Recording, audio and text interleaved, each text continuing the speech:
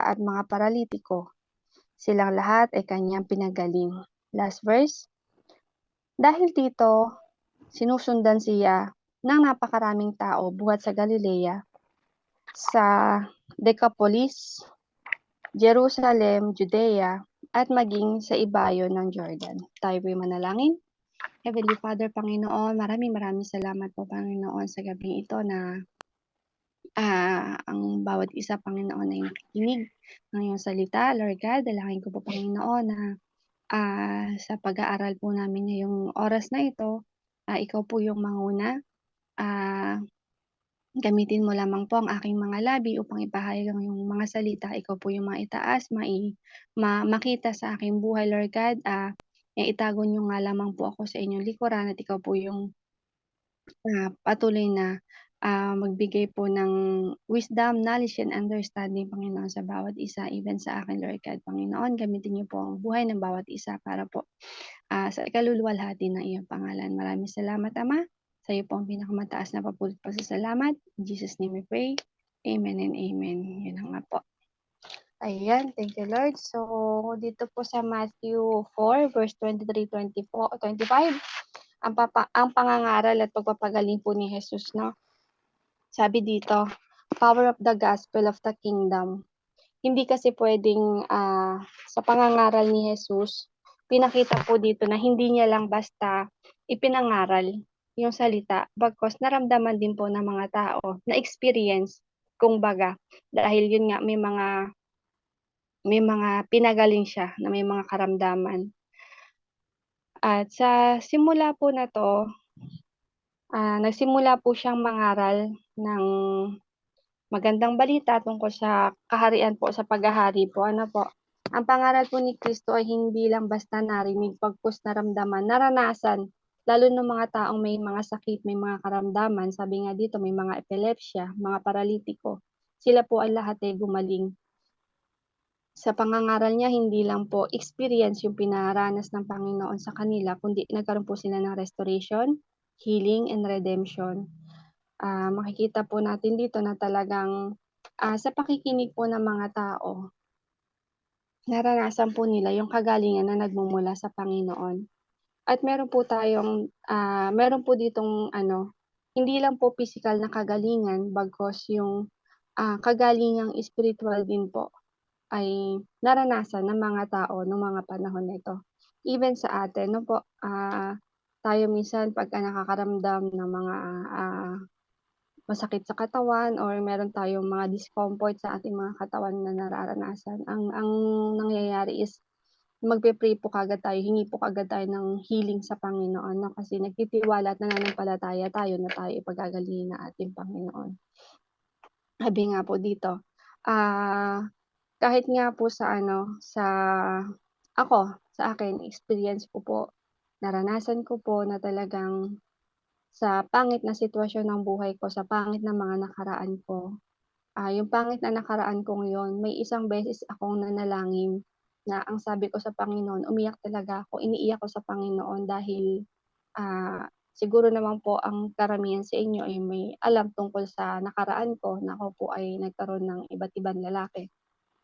Dumating ako dun sa punto na talagang sabi ko, Lord, kung itinuturing ko pong malalang sakit yung kahinaan kong 'to, 'tong kasalanan kong 'to, nakikiusap ako sa inyo na pagalingin mo ako sa karamdaman kong 'to, sa sakit kong 'to. Kasi, nawalan na po ako ng pag-asa sa sarili ko na mababago pa ako kasi nga parang paulit-ulit yung buhay ko na parang feeling ko hindi na siya mababago, na parang hanggang dumating na ako dun sa punto na naisip ko na, Lord, parang kamatayan na lang yung susi para makawala ako sa ganitong kasalanan o gumaling ako sa ganitong karamdaman.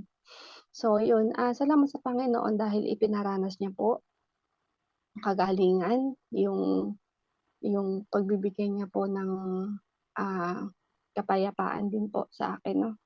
At nagpapasalamat po ako sa Panginoon dahil yung iniisip ko na hindi na ako magkakaroon ng maayos at buong pamilya ay pinaparanas po sa akin ng Panginoon ngayon na maayos, masaya at buong pamilya. Salamat po sa Panginoon. Sabi nga po dito 'no, kung tayo po nakaranas ng kagalingan sa ating Panginoon o naranasan po natin na maiayos, maitama yung buhay natin at naranasan po natin na na naging okey tayo simula nung makilala natin si Jesus Christ, simula nung in-accept natin siya as Lord and Savior. Hindi pa puwedeng hindi po natin 'to i-e-extend. Unang-una sa ating pamilya, sa ating mga kamag-anak, sa ating mga kaibigan, sa ating mga mahal sa buhay ano. Kasi iba, iba 'pag na-experience mo kasi iba yung narinig mo lang na kuwento ng iba kaysa dun sa naranasan mo mismo, ano po. Dito kasi talagang 'pag naranasan mo, walang makakapagpigil sa'yo na i-share yung kabutihan ng Diyos sa buhay mo na talagang ano, alam mo kasi sa sarili mo na napabuti ka. So, ang gusto po natin is maranasan din nila yung naranasan mo na pag-ibig ng Panginoon, pagtanggap ng Panginoon, at yung kapayapaan na nanggagaling sa Panginoon. Sabi nga po dito 'no, kailangan i-ano po natin, i-extend po natin yung experience natin, yung naranasan natin sa Panginoon, maranasan din po ng ibang tao. Lalo na po nung ating mga, mahal sa buhay. Sabi po dito, people hear and experience the gospel of God, during po dun sa pagmi-minister po ni Jesus Christ dito sa lupa. Sabi sabi po dito, "The kingdom of God is here on earth."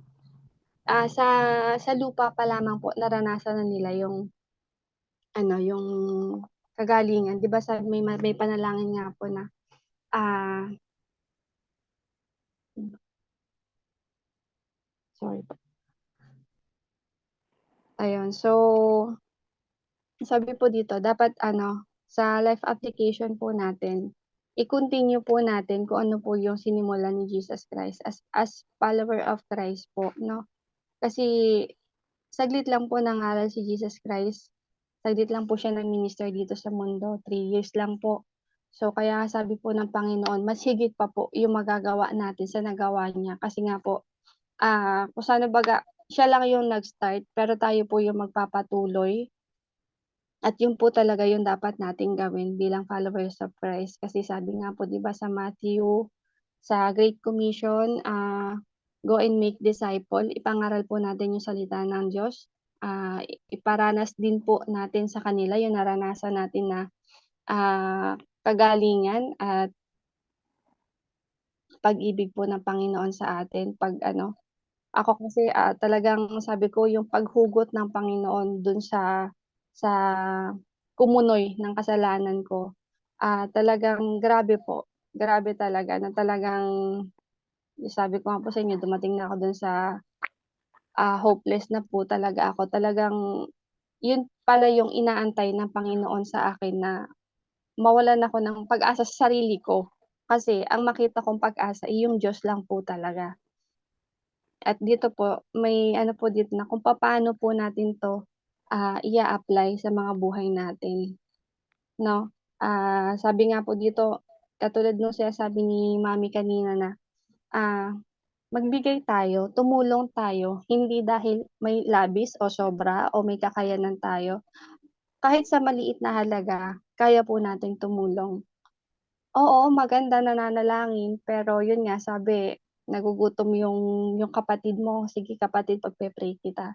Kung may ano naman po tayo, may maiaabot naman po tayo, ano po, talagang wag po nating ano, limitahan na hindi kasi pupuwedeng ano, tsaka na 'pag may sobra, wala kasi talagang sosobra.